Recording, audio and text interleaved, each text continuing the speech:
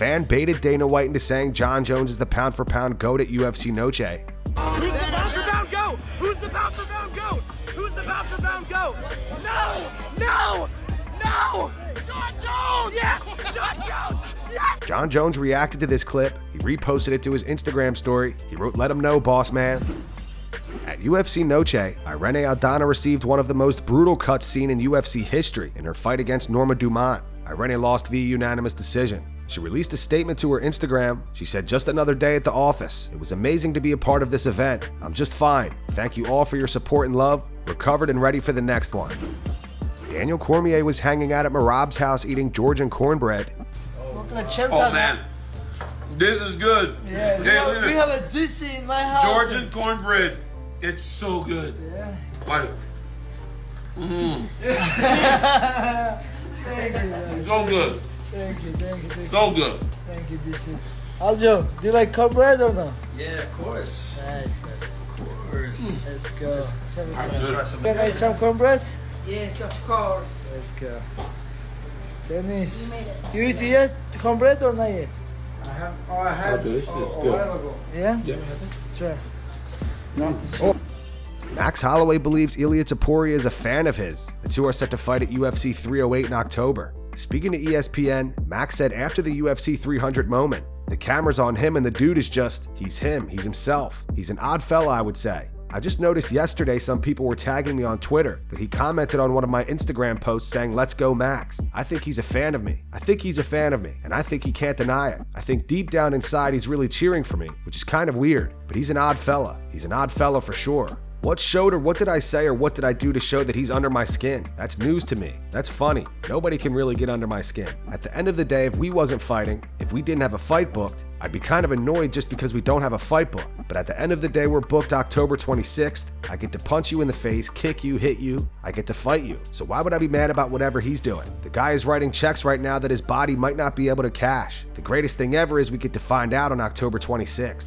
I'd be lying to you if I said he wasn't good. He beat a guy in Alexander Volkanovski that I had 3 cracks at and couldn't figure out. He went in there one time, and a lot of guys are going to say Volkanovski was hurt, and I understand, but Volk felt like he was good enough to go in there and he did what he did. He thinks he knows something. I've seen him say he thinks he's going to be the first one to put me out. If that's what you need to get yourself to the fight, please keep telling yourself that all the way till October 26th, because when we get in that octagon, the cage door closes, we get to find out.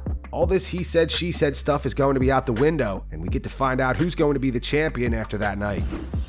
Islam Makhachev responds to Merab saying that Umar Nurmagomedov is not actually from Russia. Islam says that Merab has no idea what he's talking about and is trying to play mind games. Umar actually not from Russia, he's from Dagestan, but he still represents Russian flag. Islam said Merab lives in America. He has no clue what he's talking about. Dagestan is part of Russia. Of course, he's just playing mind games, but I think Umar will answer all those questions inside the cage.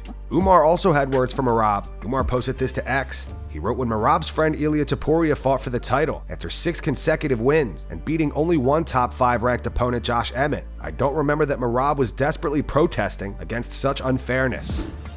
Henry Cejudo absolutely slammed Sean O'Malley over his loss to Merab. On the Pound for Pound podcast, Henry says Sean's win over Aljamain Sterling was a fluke. He also compares O'Malley to Alex Pereira and thinks that once Alex fights a more well-rounded fighter, he will also lose. Come on, what can I say? I predicted these things. Sean is not accustomed to going 5 rounds, and he is not accustomed to people on his legs. And I just felt like I still go back and say, hey, that fight with Aljamain Sterling, that was a fluke too. Aljamain was still in that fight, and people thought I was just hating. It's like, no, I've been into with Merab. I did a whole lot better than Sean when I didn't even fight Merab. I mean, I took down Merab. Like, Merab is lucky that I had that growing injury, but for what I did the first round, if I would have kept that up for the third, that was going to be the damn game plan. And I'm still planning on running it back, but either way, Sean O'Malley got his kicked for 5 rounds, and I can't wait to get him next, Kush. But sometimes this is what happens too, Kumar, and I think we should do a list of fighters who are currently UFC champions and how they're actually even pushed. Like, Sean never went through the ringer like we did to get to the title. You know, he never really went through the top 10 to be able to get there. Yeah, granted, he did get that victory over a guy like Aljamain Sterling. Even that one, like I'm gonna say it right now. because everybody saw the damn fight. I don't know which round. Was it a great fight? Yes, but I don't know which round he won either. But then finally, he goes up against a guy who is well-rounded. It's like, you come on. Like a lot of these guys that had good hands, but when you go up against somebody that can mix the fight, it changes the game, dude. Michael Chandler says he is not mad at Conor McGregor. He still believes a fight with Conor will happen one day. Speaking MMA Junkie, Chandler said, "No, I'm not going to let another man control my emotion and let another man control my life. Over the last year and a half, it's been an up and down of craziness. You guys see the way he lives his life. You guys see the tweets. You guys see the media machine and the constant attention that Conor is. And me, being the guy on the other side, I'm just a quieter guy by nature when it comes to not trying to put myself on the headlines nonstop and not trying to put myself in the conversation all the time. I'm not mad at him at all. I wish Conor the best. He's earned every right to be in the position that he is. He's earned every right to do what he wants and to operate the way he wants to operate. Conor McGregor is still not off the hook. Conor McGregor's road back to the UFC still goes through Nashville. And Michael Chandler, we must finish TUF 31. It has to happen. We're at the same weight class. It was too long of a build-up for it not to happen." Robert Whittaker is confident that Diego Lopes has the skill set to compete with the top 5 at featherweight. Rob does think Ilia Topuria, Max Holloway, and Volk will be tough matchups for Diego, but Rob doesn't hate his chances. Mate, welcome to the top 5, because Ortega was 3, Lopez is going to be 3 now next week. He's just playing with the big boys now, like with and like skill set wise, I think he has the skill set to tangle with those guys. Like I saw a lot of really good looks jiu-jitsu wise when he was when he had Ortega on his back, when he wasn't backing away, when the way he was defending things, the way he was like knee sliding across different things, he was doing really well there, which means like he looked comfortable there. Yeah. Okay. And then in the hands department, he looks so fast and powerful that I think he's going to get problems. Like obviously the guys that he's fighting are like your Holloways, your Volks, your Topurias right now. Like I think they're the only ones ahead of him. Holloway, Topuria, and Volk. Yep. Wild, right? Like they're the guys he's fighting against. But I don't hate him in those fights. I think they're gonna be hard fights, but I don't know. I'm excited for him. I saw exactly how good his jiu-jitsu was in that fight. I think the guys that know the game can look at that fight and see just how good Lopez's jiu-jitsu was. Ortega would have to be one of the more dangerous guys in the entire UFC off their back. For Lopez to just handle it so well, engage in it, willingly. It was a good win. I feel for Ortega though. I like Ortega. Sean O'Malley believes he won 2 out of the last 3 rounds to Merab. He posted this to X last night. He wrote, "Sugar State Athletic Commission breaking news. Sugar won 2 of the last 3 rounds. Fight overturned. Sugar won." Sean O'Malley and Tim Welch released a new episode of the Timbo Sugar Show last night, reflecting on the loss to Merab. Sean says he has 0 excuses for the loss, and Tim spoke on Merab yelling at him in the beginning of the first round. Resorts World, fire. Great fight week. Best weight cut. Felt good. No excuses. People, my mom too, she's like, "What? Why? You just weren't the same. Like, what was wrong?" I'm like, "Nothing. I just got beat. There was nothing." Everyone keeps asking me that, like, "Well, something seemed off. Something seemed different. You're flat-footed." It's like there was nothing. 0 excuses. Nothing. Had a good fight camp. Had a good weight cut. Definitely were a little lighter than you usually were. Weight-wise, I was a little bit lighter. I felt like I got out strength. Like I knew what to do in certain positions. I just felt like I wasn't as he was just stronger. I just felt out strength. I didn't feel like too out skilled, out speed. I felt cardio was good. Yeah, and 2 of the judges had you win in round 3 and 5. Damn, if I would have won 1 more and those 2 judges said it, just 1 more round. That's weird. That's crazy. Yeah.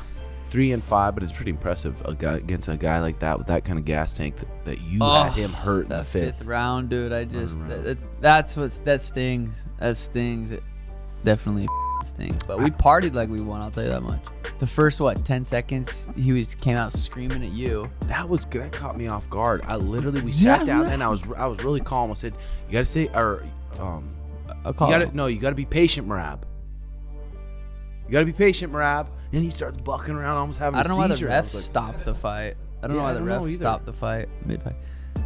And then he was kissing me, and I don't know. There was like 2 or 3 seconds left on the time, and Looking back on, I was surprised that I even knew that.